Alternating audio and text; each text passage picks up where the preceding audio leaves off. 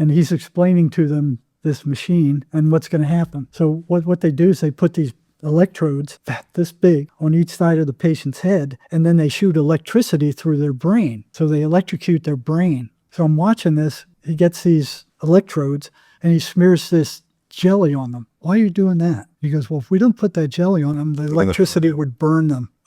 Here comes the patient and two nurses on each side. And she's this little shriveled up old lady, frail little lady. And they're bringing her in and she jumps up on that, she doesn't jump, but she gets up on this gurney like she's done this a bunch of times before. And she lays down and they strap her down with these big pads. They're leather pads.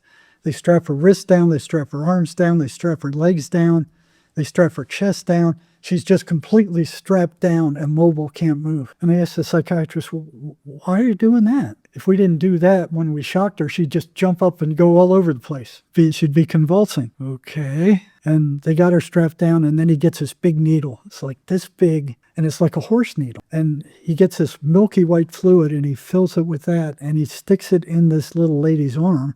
And instead of just pushing in the white fluid, he up and down, up and down. So he's drawing blood in there, mixing the blood with this white fluid, and then he pushes it all in there, and it's giant. What's that fluid? It was some kind of tranquilizer. It was a muscle relaxant. And I asked him, I said, well, what is that? And he says, well, it's a muscle relaxant. If we didn't give her that, she would break her bones when she was convulsing. This is a psychiatric therapy that breaks bones. Then he tells everybody to step back from the gurney, get back, I'm about to set the shock. And he dials some things on this wooden box about this big with some dials on it. And then he goes, okay, 1, 2, 3, and he flips the switch.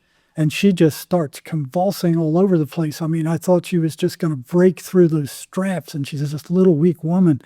And it seemed to go on forever. Finally, he shuts that thing down, and she just, boom, collapses. And I'm just looking at her like shocked. And she's turning blue. She's dying. Her face is turning blue, cyanotic. And this guy's still rattling on. And I'm like, doctor, she's cyanotic, And he goes, like an afterthought, he goes, oh. And he gets these shocker things that you put on your chest and shocks her. And she jumps, and then she starts breathing again. So she was on her way out. And this is treatment.